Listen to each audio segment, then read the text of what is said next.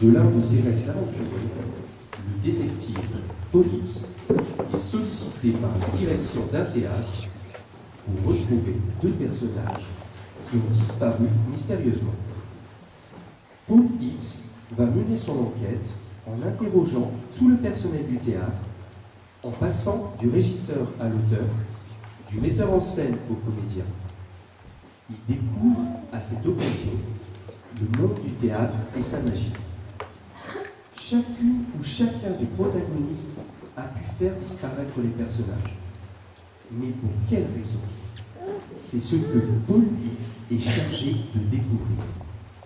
Trouvera-t-il le ou la coupable? Je vous convie donc à participer à cette enquête dans les coulisses d'un théâtre.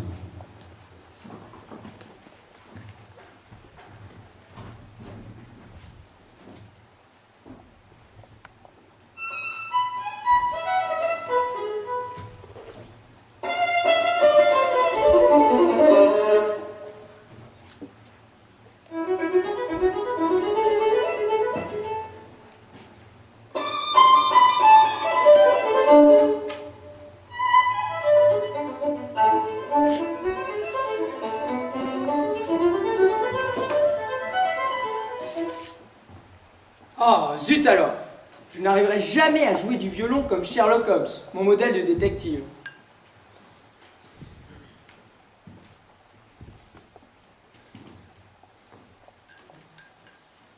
En ce moment, je m'ennuie.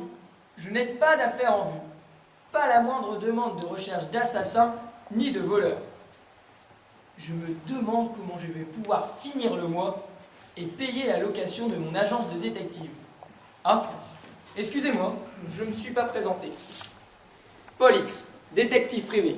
Discrétion assurée sur toutes les affaires traitées. Enquête, observation, filature. Bon, comme je n'ai pas le talent de musicien, je vais me piquer un petit roupillon pour laisser passer le temps, en espérant qu'un client m'appellera.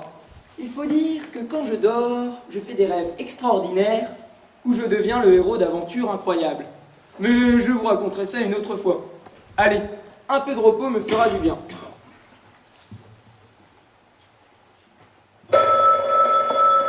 Ah, qu'est-ce que c'est? Ah, le téléphone. Allô? Allô? Oui, c'est moi, Paul X. À qui ai-je l'honneur?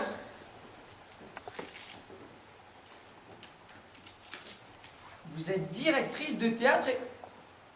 Des personnages ont disparu? Mais que voulez-vous que j'y fasse, madame? En général, je recherche des personnes, pas des personnages. Oui? Comment? Les comédiens refusent de jouer si on ne retrouve pas les personnages? C'est bien embêtant. Vous me donneriez? Ah, c'est une très belle somme. Oui, c'est à réfléchir.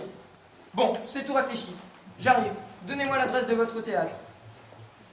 Théâtre du rêve éveillé, rue des illusions comiques. Très bien, à tout de suite. C'est bien la première fois que je vais enquêter dans un théâtre pour retrouver des personnages. On dit toujours que les comédiens recherchent leurs personnages. Mais là, ils doivent faire appel à un détective privé pour les retrouver. Quelle drôle d'histoire tout de même.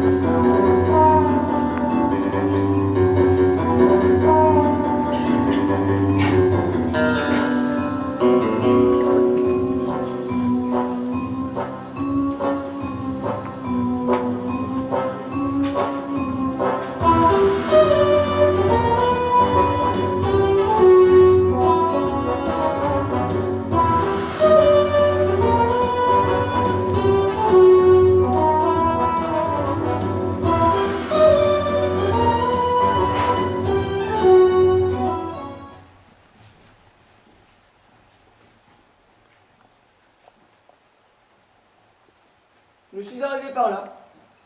entre les deux artistes. Salut l'artiste. Et là où je me trouve, cela doit être la scène.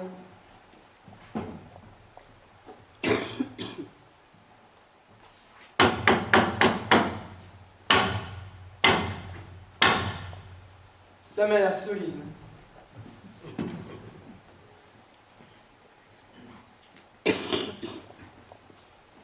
Y a quelqu'un? Y a quelqu'un? Je ne vois personne. Je m'en grille une petite en attendant. Stop! Mais qu'est-ce que c'est que ce terroriste qui veut mettre le feu aux poudres? Donne-moi ton arme à feu! Mais ce n'est qu'un briquet pour allumer une toute petite. Mais je dynamite, j'ai compris. Oh que non, ce n'est qu'un briquet pour allumer une toute petite cigarette. J'essaie d'arrêter de fumer, mais de temps en temps, je craque. Bien sûr, bien sûr. Tu imagines que je vais te croire? D'où viens-tu? Vous n'allez pas me croire. Mais si, nous sommes sur une scène de théâtre. Et si on croit tout ce que disent les menteurs, par où es-tu entré? Par là, ou par ici, de la gauche ou de la droite, je ne sais plus. Tu viens de la cour ou du jardin? De la cour ou du jardin? Ni l'un ni l'autre, monsieur le pompier. Je viens de dehors. Tu dois forcément venir de la cour ou du jardin, puisque nous sommes sur une scène de théâtre. Il n'y a pas d'autre possibilité. À gauche, la cour, à droite, le jardin.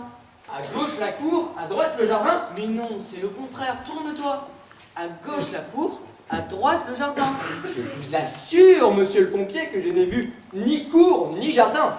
Un comédien qui vient passer une audition et qui ne sait même pas qu'au théâtre, il y a une cour et un jardin. À mon avis, ça commence mal pour toi, mon ami. Mais je ne suis pas un comédien. Alors qui es-tu? Je m'appelle Pollux. C'est bien ce que je disais. Tu cherches à casser ton identité de terroriste international. Mais pas du tout, je suis un privé. Privé d'identité, j'ai compris. Tu es un sans-papier.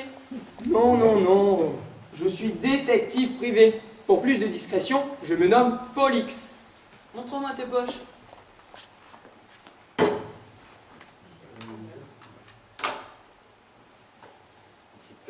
Qu'est-ce que c'est que tout ce rempli? Quand je pars en mission, j'emmène avec moi mes ustensiles personnels pour plus de confort. Quand je veux enquêter dans des endroits étouffants de chaleur, j'ai mon mini frigo pour rafraîchir mes canettes de bière et mon ventilo de poche.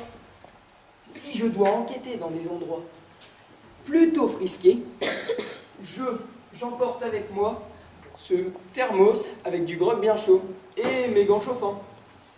Eh bien, on peut dire que tu es prévoyant. C'est l'expérience du métier. Remarque, tu as raison, ça pourrait te servir au théâtre, car les comédiens changent souvent de climat d'une scène à l'autre en quelques minutes. Allô, avec qui dialoguez-vous? Avec un privé anonyme, madame la directrice. Il dit qu'il est détective. Laissez-le entrer en scène. Il vient pour enquêter sur la disparition des personnages. Ah, bon, très bien. Mais il est déjà sur scène. Excusez-moi, je ne savais pas que vous veniez pour l'enquête. J'allais vous passer à tabac. C'est le cas de dire. Sauriez-vous, monsieur le pompier, me renseigner si vous savez ce que sont devenus les personnages? Oh, je ne sais pas grand-chose. D'après ce que j'ai entendu dire, il s'agit d'un personnage masculin et d'un personnage féminin.